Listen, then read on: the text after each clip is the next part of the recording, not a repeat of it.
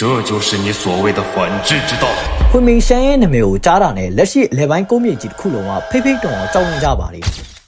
ဝင်းညင်ဘိမ့်မှန်ရဲ့နန်းတော်သခင်ဟွန်မင်ရှန်ကကျဲ9ပွင့်အလဲအဆင့်တိုင်းတော်စဉ်တယောက်ဖြစ်ပါတယ်စေးကျောင်းဆောင်ရဲ့ပထမအကြီးကဲအဆင့်ကိုမော်ဆေးပညာရှင်သူကတော့ဝင်းညင်ဘိမ့်မှန်ကြီးရဲ့ဒုနန်းတော်သခင်ဖြစ်ပြီးကနဦးကျဲ3ပွင့်တိုင်းတော်စဉ်အဆင့်မှာရှိနေတဲ့လူတယောက်ပါအားလုံးပဲမင်္ဂလာပါဒီနေ့မှာဆိုရင်တော့ episode 183 review လုပ်ပေးသွားမှာဖြစ်ပါတယ်ဒါဆိုရင်တော့ဗီဒီယိုလေးစလိုက်ကြရအောင်ဒီမှာမြင်တွေ့နေရတဲ့ကူယိုးကအပြစ်ပေးခံရတဲ့အခန်းကူယိုးကိုအပြစ်ပေးနေတဲ့သူကတော့ဝင်းညင်ဘိမ့်မှန်ရဲ့နန်းတော်သခင်ဖြစ်တဲ့ဟွင်မင်ရှမ်းပါသူကတော့ဝင်းညင်ဘိမ့်မှန်ကြီးတစ်ခုလုံးရဲ့အရှင်သခင်ဖြစ်ပါတယ်ရှောင်းဝမ်းကိုနှစ်ပေါင်းများစွာဖိအားပေးလာခဲ့တဲ့ဝင်းညင်ဘိမ့်မှန်ကြီးရဲ့အရှင်သခင်ပါလက်ရှိချိန်မှာကူယိုးကကြဲကျွေးဆိုင်ကိုမဖျက်ဆီးနိုင်တဲ့အပြင်ကြဲကျွေးဆိုင်ကနေသူတော်စင်တယောက်ကမွေးဖွားလာတဲ့အတွက်သူကအတော်လေးမှဒေါသဖြစ်နေပါတယ်ဒါကြောင့်မလို့သူကကူယိုးကိုအပြစ်ပေးနေရပါသူ့အတွက်ရှောင်းဝမ်းကိုတိုက်ရတာလွယ်ကူပေမဲ့သူကရှောင်းဝမ်းကိုကိုယ်တိုင်ကိုယ်ကျတွားရောက်ပြီးတိုက်ခိုက်လို့မရတဲ့အတားအဆီးတွေရှိနေပါတယ်ဒါကြောင့်ဟွင်မင်ရှမ်းအနေနဲ့သူ့ရဲ့လက်အောက်ငယ်သားရဲ့အတုံးမချမှုအပေါ်သူကအတော်လေးမှဒေါသထွက်နေပြီးကူယိုးကိုဒီမှာအပြစ်ပေးနေရပါဝင်းညင်ဘိမ့်မှန်ရဲ့နန်းတော်သခင်ဟွန်မင်ရှန်ကကျဲ9ပွင့်အလဲအဆင့်တိုင်းတော်စဉ်တယောက်ဖြစ်ပါတယ်ကျဲ9ပွင့်တိုင်းတော်စဉ်မှာကျဲ9ပွင့်အလဲအဆင့်တိုင်းတော်စဉ်တယောက်ပါကျဲ9ပွင့်တိုင်းတော်စဉ်ဆိုတာဒိုချီကုန်းမြေတစ်ခုလုံးလှုပ်ခတ်ဖို့အတွက်လုံလောက်တဲ့ခွန်အားရှိနေတဲ့သူပါဟွင်မင်ရှန်ကတချိန်ကအလဲပိုင်းကုန်းမြေမှာသူကရက်ဆက်မှုနဲ့ကြော်ကြားခဲ့တဲ့လူပါသူသွားတဲ့နေရာတိုင်းမှာအစုံမဲ့တည်ဆုံးခြင်းနေရာသာပြည့်နှက်နေခဲ့ပြီးသူ့ရဲ့နာမည်ကိုသွေးနဲ့တိဆောက်ထားခဲ့တာပါဟွင်မင်ရှန်ရဲ့နာမည်ကိုကြားတာနဲ့လက်ရှိလဲပိုင်းကုန်းမြေကြီးတစ်ခုလုံးကဖိဖိတုံအောင်ကြောက်လန့်ကြပါတယ်ဟွင်မင်ရှန်ကတက်ဖြတ်ခြင်းနှစိုးတစ်ပါးလိုပဲသူကအလဲပိုင်းကုန်းမြေတစ်ခုလုံးမှာမစိုးနိုင်တဲ့တက်ဖြတ်မှုတွေကိုလုပ်ခဲ့ပူပါတယ်ဒါကြောင့်မလို့လေဝင်းညင်ဘိမ့်မှန်ဆိုတဲ့နာမည်ကိုကြားတာနဲ့အလဲပိုင်းကုန်းမြေတစ်ခုလုံးကဖိဖိတုံအောင်ကြောက်လန့်နေကြတာပါအရာအလုံးကတော့ဟွင်မင်ရှန်ရဲ့တည်ရှိမှုကြောက်ပါပဲဟွင်မင်ရှန်ရဲ့တည်ရှိမှုကြီးရပဲဝင်းညင်ဘိမ့်မှန်ကိုအလဲပိုင်းကုန်းမြေကြီးတစ်ခုလုံးမှာနံပါတ်1အင်အားစုနေရာမှာရှိနေစေခဲ့တာပါအဲ့လိုဖင်းအောင်လုပ်နိုင်ဖို့အတွက်သူ့မှာအရေးချင်းနဲ့စွမ်းရည်ကလည်းတကယ်ကိုမှရှိနေပါတယ်သူကကျဲ9ပွင့်တိုင်းတော်စဉ်အလဲအဆင့်ပညာရှင်တယောက်ပါဒ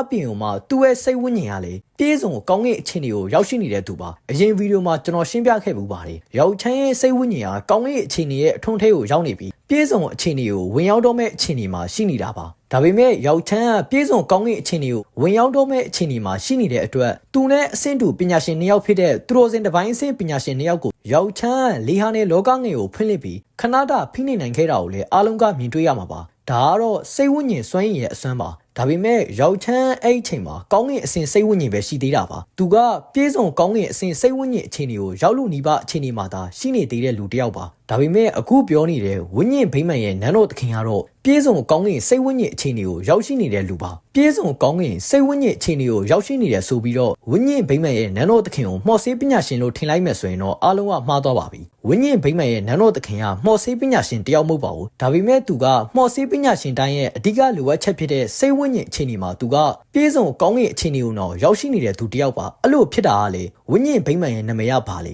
ဝိညာဉ်ဘိမ့်မှန်ဝိညာဉ်ဘိမ့်မှန်ဆိုမှတော့ဝိညာဉ်ဘိမ့်မှန်ရဲ့အစောပိုင်းကာလတွေစပေါ်လာတဲ့အချိန်မှာသူတို့ကဝိညာဉ်တွေကိုလိုက်လံဖန်ဆီးတာကိုအားလုံးကမြင်တွေ့ရမှာပါဝိညာဉ်ဘိမ့်မှန်ကအဲ့လိုဝိညာဉ်တွေကိုဖန်ဆီးတဲ့ရည်ရွယ်ချက်ကတစ်ခုပဲရှိပါတယ်အဲ့ဒီအရာကတော့သူတို့ရဲ့စိတ်ဝိညာဉ်အခြေအနေကိုမြင့်တင်နိုင်ဖို့အတွက်ပါဒါပေမဲ့ဝိညာဉ်တွေကိုဖန်ဆီးတဲ့လုပ်ရက်ကအတော်လေးကိုမှရက်ဆက်တဲ့လုပ်ရက်ဖြစ်ပြီးအလဲပိုင်းကုန်းမြေတစ်ခုလုံးမှာဝိညာဉ်ဘိမ့်မှန်တစ်ခုတည်းရတာလှုပ်ဆောင်တဲ့အရာပါဒါပေမဲ့လေဝိညာဉ်ဘိမ့်မှန်ရဲ့ရက်ဆက်မှုအပေါ်ဘယ်သူမှမေးခွန်းမထုတ်ရကြပါဘူးဘာလို့လဲဆိုတော့ဝိညာဉ်ဘိမ့်မှန်ကသူတို့မေးခွန်းမထုတ်နိုင်တဲ့စွမ်းရည်မျိုးကလည်းရှိနေလို့ပါဒါပေမဲ့ဝိညာဉ်ဘိမ့်မှန်ကပေါ်ပေါ်တင်ကြီးတော့အလဲပိုင်းကုန်းမြေတစ်ခုလုံးကိုရှင်းလင်းပြီးတော့ဝိညာဉ်တွေကိုစုဆောင်းတာမျိုးတော့လုပ်လို့မရပါဘူးအဲ့လိုလုပ်မယ်ဆိုရင်တော့အခြားရှေးအောင်ကလန်တွေကငြိမ်နေမှာမဟုတ်ပါဘူးဒါကြောင့်မလို့သူတို့ကတူတူသိမ့်နဲ့သူတို့ကစစ်ပွဲတွေကိုစတင်ခဲ့ပြီးဝိညာဉ်တွေကိုစုဆောင်းမှုအတွက်သာကြိုးပမ်းခဲ့တာပါဒါတွေကိုဗမာတွေ့ရမလဲဆိုရင်ရွှေလန်ခိုင်းရဲ့တိုက်ပွဲကိုပြန်သွားကြည့်ပါအဆောက်ရှောက်ဘူးကရွင်ရှမ်းနဲ့အပေးယူလုပ်ပြီးရွင်ရှမ်းကိုထိန်းချုပ်ထားချိန်မှာသူ့ရဲ့ရည်ရွယ်ချက်ကတော့ဝိညာဉ်တွေကိုဖမ်းဆီးဖို့ပါသူကတက်နိုင်တဲ့လောက်ဝိညာဉ်တွေကိုဖမ်းဆီးဖို့ပါဒါအပြင်ရှောင်းဝမ်းကမဟူယာနယ်မျိုးကိုသွားတဲ့အချိန်မှာ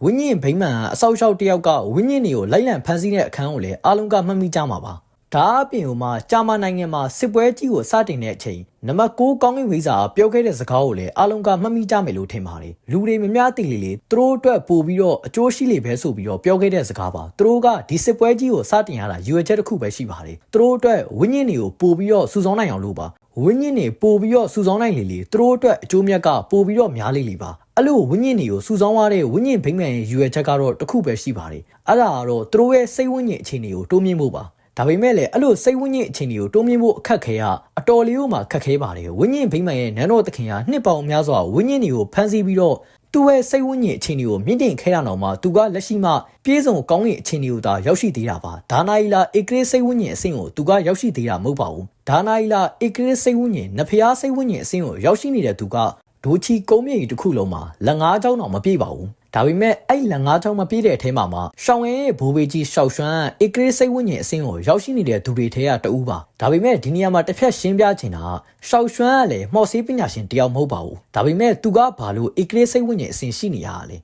ဒါကတော့ရိုးရှင်းပါလေရှောက်ရွှမ်းတို့လိုလောကကြီးရဲ့အထုံထိပ်ကျဲကိုးပွင့်တိုင်းသူတော်စင်အထုံထိပ်ကိုရောက်ရှိသွားတဲ့အချိန်မှာဒိုချီစွမ်းရဲ့လေ့ကျင့်မှုတွေဟာသူတို့အတွက်ဘာအကျိုးတရားမှုမှမရှိတော့ပါဘူးအဲ့ဒီအတွက်ကြောင့်မလို့နှစ်ထောင်ပေါင်းများစွာအချိန်ပေးပြီးသူတို့ကစိတ်ဝိညာဉ်ကိုပြိုးထောင်ပြီးတော့လေ့ကျင့်မှုတွေကိုသာပြုလုပ်ခဲ့ကြပါတယ်ဒါကြောင့်မလို့သူတို့ရဲ့စိတ်ဝိညာဉ်တွေကဧကရေစိတ်ဝိညာဉ်အဆင့်ထိကိုရောက်ရှိနိုင်ခဲ့ကြတာပါအဲ့လိုရောက်ရှိဖို့အတွက်ကလည်းသူတို့ကနှစ်ပေါင်းထောင်နဲ့ချီပြီးတော့ကျင့်ကြံမှုတွေကိုပြုလုပ်ခဲ့ရပါတယ်ဒါကလည်းလွယ်ကူတဲ့အရာတော့ဟုတ်မနေပါဘူးဒါတွေကိုကြည့်မယ်ဆိုရင်စိတ်ဝိညာဉ်အဆင့်တက်ဖို့ကလည်းဘယ်လောက်ထိခက်ခဲလဲဆိုတာကိုအားလုံးကတွေ့ရမှာပါဘယ်လိုပဲဖြစ်ဖြစ်ဝိညာဉ်ဗိမာန်လိုဖြစ်လန်းနည်းကလူတိုင်းကတုံးနေတဲ့အရာတော့မဟုတ်ပါဘူးဝိညာဉ်ဗိမာန်ကအဲ့လိုဖြစ်လန်းနည်းကိုတုံးတာတော့မှဝိညာဉ်ဗိမာန်ရဲ့နန်းတော်သခင်ဖြစ်တဲ့ဝိမိန်ရှမ်းအောင်မှပြေဆုံးကောင်းကင်အခြေအနေမှာသာရှိနေသေးတာပါသူတော်မှဧကရေစိတ်ဝိညာဉ်အခြေအနေကိုလုံးဝမရောက်သေးပါဘူးဝိမိန်ရှမ်းပြီးတော့ဒီဘက်ဘေးကစာအုပ်ကင်ထားတဲ့တယောက်သူကတော့ဝိညာဉ်ဗိမာန်ကြီးရဲ့ဒုနန်းတော်သခင်ဖြစ်ပြီးကနဦးကျဲသုံးပွင့်တိုင်းသူတော်စင်အစစ်မှာရှိနေတဲ့လူတယောက်ပါဒီမှာရှိနေတဲ့သူတို့နှစ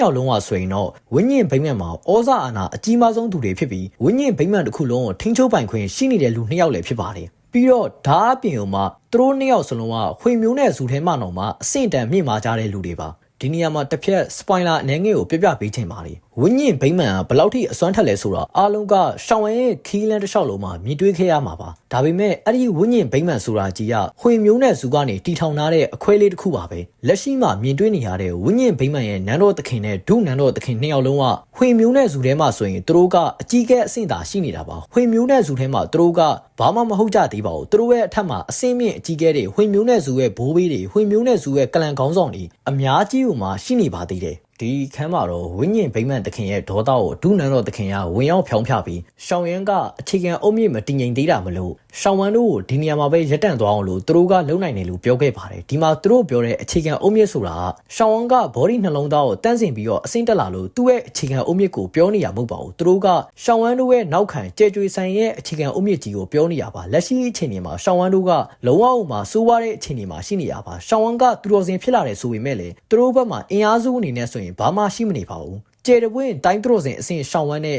အဆင့်မြင့်သူတော်စင်တစ်ပိုင်းအဆင့်ရောက်ချမ်းတို့ဝါတာရှိနေတာပါသူတော်စင်မဟုတ်တဲ့သူတွေကဝိညာဉ်ဗိမာန်ရဲ့မျက်လုံးထဲမှာဘာမှတန်ဖိုးမရှိတဲ့ပျောစိတ်တွေတက်ပါပဲဒါပေမဲ့သူတို့မသိတာရှောင်းဝမ်းတို့ကလည်းတစ်ဖက်မှာမဟာမိတ်အတွက်အားလုံးကိုပြင်ဆင်နေကြပါပြီရှောင်းဝမ်းနဲ့ရောက်ချမ်းကလည်းညံနေတဲ့သူတွေမဟုတ်ပါဘူးသူတို့ရဲ့အခြေခံအုံမြစ်ကမတည်ငြိမ်တာကိုသူတို့ကသိပါတယ်ဒါကြောင့်မလို့မင်းဟဲမဟာမိတ်ကသူတို့ကိုလာတိုက်တဲ့အချိန်မှာသူတို့ကမင်းဟဲမဟာမိတ်ရဲ့မဟာမိတ်ဖွဲ့စည်းပုံကိုအခြေခံယူပြီးတော့မဟာမိတ်တစ်ခုကိုတည်ထောင်ဖို့အတွက်ဆုံးဖြတ်ခဲ့ကြတာပါပြီးခဲ့တဲ့အပိုင်းမှာရှောင်းဝမ်ကကြက်ကြွေဆိုင်ကိုကယ်တင်ခဲ့ပြီးသူကရန်ညိုးဟောင်းတွေကိုတုတ်တင်ခဲ့ပါတယ်။အဲ့နောက်မှာလေလျက်စီးဆိုင်ကိုကိုယ်တိုင်ဖျက်ဆီးခဲ့တယ်လို့ရေခဲမြစ်တောင်ကြားကိုလည်းကြက်ကြွေဆိုင်ရဲ့အင်အားအလုံးကြီးနဲ့ဖြုတ်ခွင်းခဲ့ပါတယ်။ဒီနေရာမှာရေခဲမြစ်တောင်ကြားကိုရှောင်းဝမ်ကအပီးတိုင်ဖြည့်ရှင်းပြီးသွားပါပြီ။ရေခဲမြစ်တောင်ကြားတွေမကပဲထဲမင်ခိုင်းကိုပါဒိုချီကုန်းမြေကြီးကနေအပီးတိုင်ပျောက်ကွယ်သွားအောင်ရှောင်းဝမ်ကဖယ်ရှားခဲ့ပြီးပါပြီ။ဒါရီကရှောင်းဝမ်ကိုယ်တိုင်သွားပြီးတော့လှုပ်ခဲ့တာမဟုတ်ပဲကြက်ကြွေဆိုင်ကအကြီးကဲတွေကိုသာလွတ်လိုက်တာပါ။ဘာလို့လဲဆိုတော့ထဲမင်ခိုင်းတို့ရေခဲမြစ်တောင်ကြားတို့မှာသူတို့ရဲ့အင်အားအလုံးကြီးအားလုံးကဆုံးရှုံးသွားပြီမို့လို့ပါ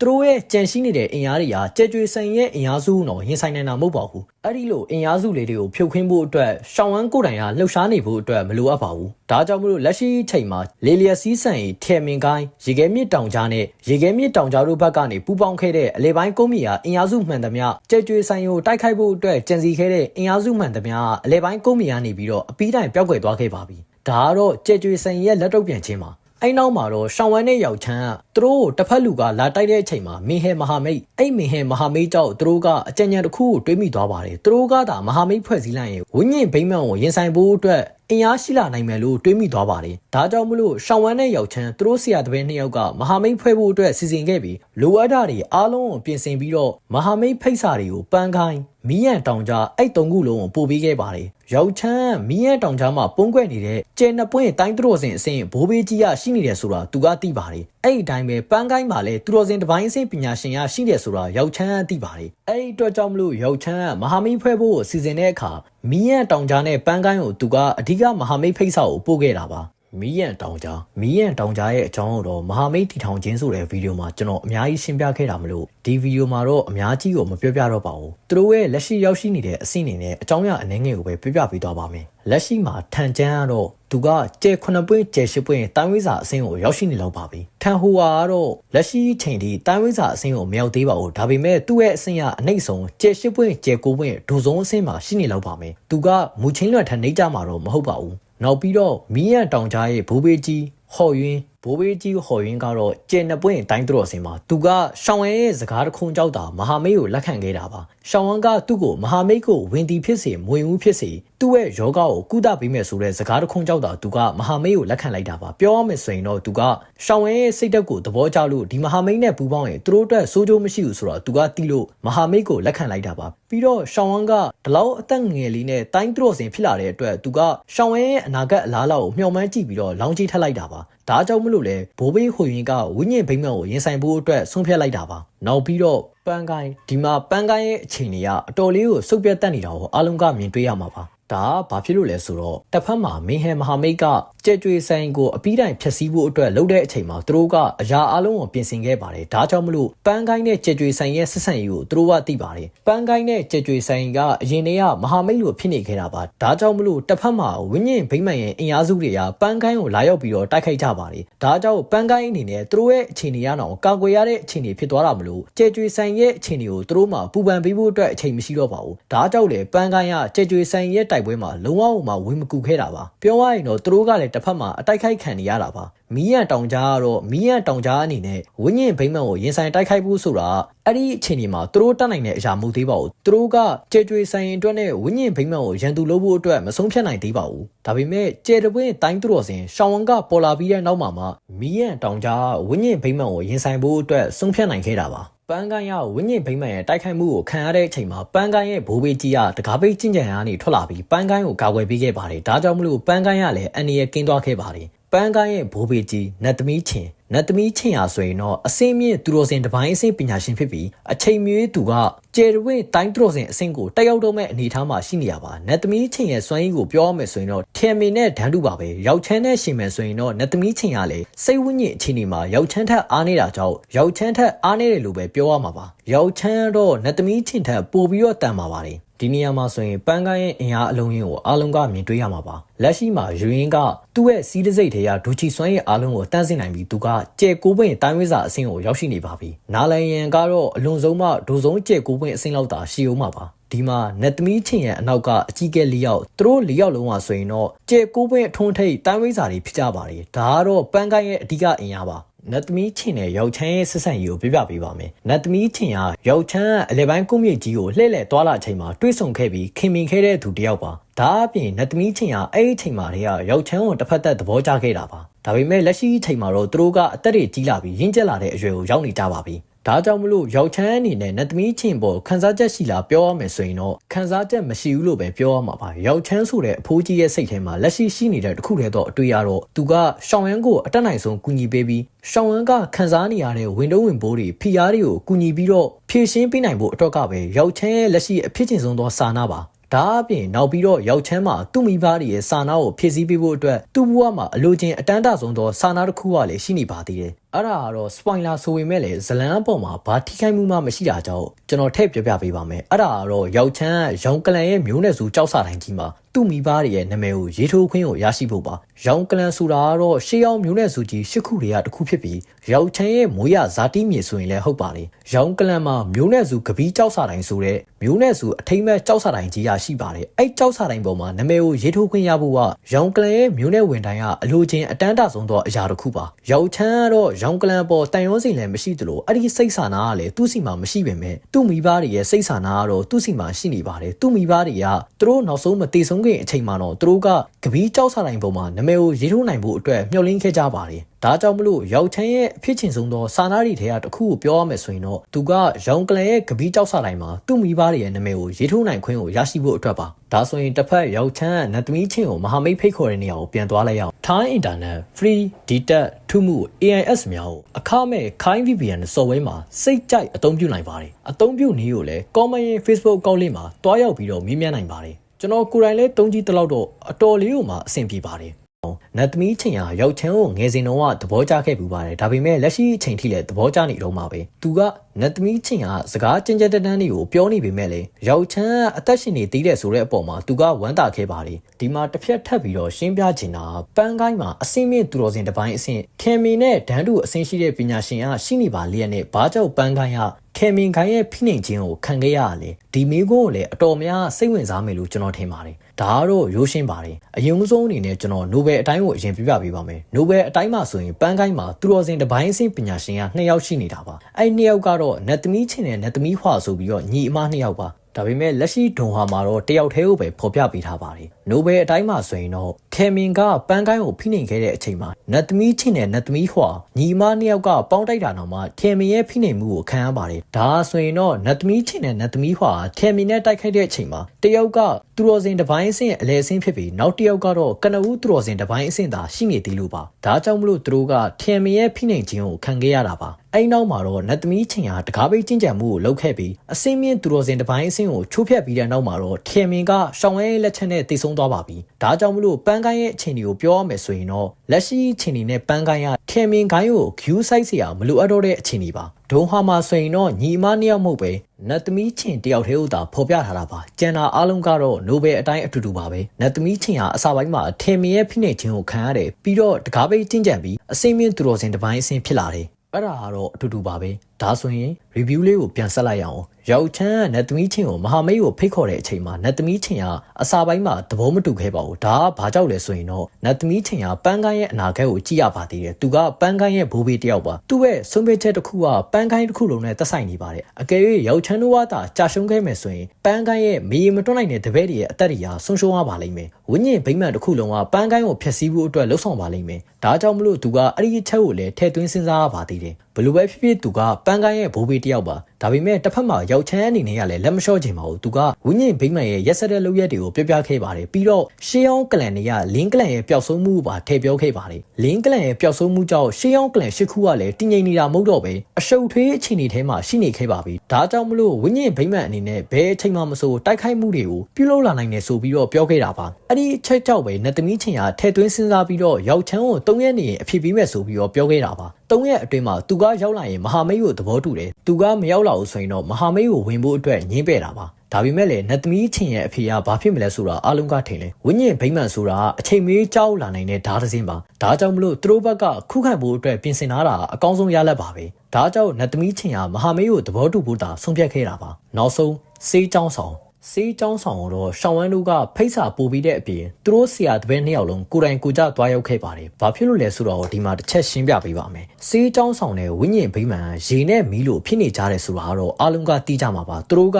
မြဲတမ်းတိုက်ခိုက်မှုတွေရှိနေပြီးသူတို့ကြားထဲမှာကြီးမားတဲ့စစ်ပွဲတစ်ခုကတော့ဖြစ်ခဲ့ဘူးပါသေးတယ်။အရင်ဦးဆုံးအနေနဲ့စေးချောင်းဆောင်ရဲ့ဝိညာဉ်ဗိမာန်ရဲ့ပဏိပခါကိုပြောရမယ်ဆိုရင်တော့အဲ့စစ်ပွဲအကြောင်းကိုရှင်းပြရပါလိမ့်မယ်။အဲ့ဒီစစ်ပွဲမှာဝိညာဉ်ဗိမာန်ဘက်ကစေးချောင်းဆောင်ရဲ့ဘိုးဘေးကြီးကိုလုံခြံတက်ဖြတ်ခဲ့ပါတယ်။ဒါကြောင့်စေးချောင်းဆောင်ရဲ့ပညာရှင်အားလုံးကယူသွတ်သွားပြီးဝိညာဉ်ဗိမာန်နဲ့စစ်ပွဲကြီးကိုစတင်ခဲ့ပါတယ်။အဲ့လိုစစ်ပွဲကြီးကိုစတင်ခဲ့တဲ့အတွက်ကြောင့်မလို့စေးချောင်းဆောင်ဘက်မှာလည်းဆုံးရှုံးမှုတွေကအတော်လေးကိုကြီးမားခဲ့တယ်လို့ဝိညာဉ်ဗိမာန်ကလည်းဆုံးရှုံးမှုတွေရှိခဲ့ပါတယ်။အဲ့နောက်မှာတော့သူတို့နှစ်ဖက်စလုံးကအပြန်အလှန်တိုက်ခိုက်ကြရင်းနဲ့လက်ရှိအခြေအနေထိဖြစ်လာတာပါ။လက်ရှိမှာဝိညာဉ်ဗိမာန်ကိုအလဲပိုင်းကုန်းမြေမှာအတန်မာဆုံးအဖွဲ့အစည်းလို့ပြောရင်စေးချောင်းဆောင်ကတော့ဒုတိယနေရာမှာအမြဲတမ်းရှိနေပါတယ်။ဒါကလည်းစေးချောင်းဆောင်မှာစစ်မှန်တဲ့အင်အားရှိနေလို့ပါ။စေးချောင်းဆောင်ရဲ့အပေါ်ယံမှာတော့ခေါင်းဆောင်3ယောက်ကရှိနေတာပါ။ဒါပေမဲ့အဲ့ခေါင်းဆောင်3ယောက်ဆိုတာစေးချောင်းဆောင်မှာတကယ်တမ်းမှာတော့ဘာအခွင့်အာဏာမှရှိနေတာမဟုတ်ပဲအကြီးကဲအဆင့်သာရှိနေတာပါ။စေးချောင်းဆောင်ရင်တစ်ခုလုံးကိုထိန်းချုပ်ထားတဲ့စစ်မှန်တဲ့အခွင့်အာဏာနဲ့စစ်မှန်တဲ့ခွန်အားရှိနေတာကတော့စေးချောင်းဆောင်ရဲ့နောက်ွယ်ဟာစေးမြော့စင်ငယ်ပါစေးမြော့စင်ငယ်ကစေးချောင်းဆောင်ရဲ့တကယ်အင်အားဖြစ်ပြီးတော့အဲ့ဒီစေးမြော့စင်ငယ်ကိုဝင်ရောက်ဖို့အတွက်ဆိုရင်အစင်းရှိမော်စေးပညာရှင်ဖြစ်ဖို့အတွက်လိုအပ်ပါတယ်ပြီးတော့စိတ်ဝိညာဉ်အခြေအနေကလည်းကောင်းကင်အခြေအနေမှာရှိနေဖို့အတွက်လိုအပ်ပါတယ်အဲ့လိုမှသာစေးမြော့စင်ငယ်ကိုဝင်ရောက်ခွင့်ကိုရရှိမှာပါဒါကြောင့်မလို့ရွှန်ရီထန်လဲကြီးနဲ့ရွှန်ကုန်ကြီးတို့ကရောက်ချမ်းတဲ့မိတ်ဆွေရင်းတွေဖြစ်နေကြပေမဲ့လေ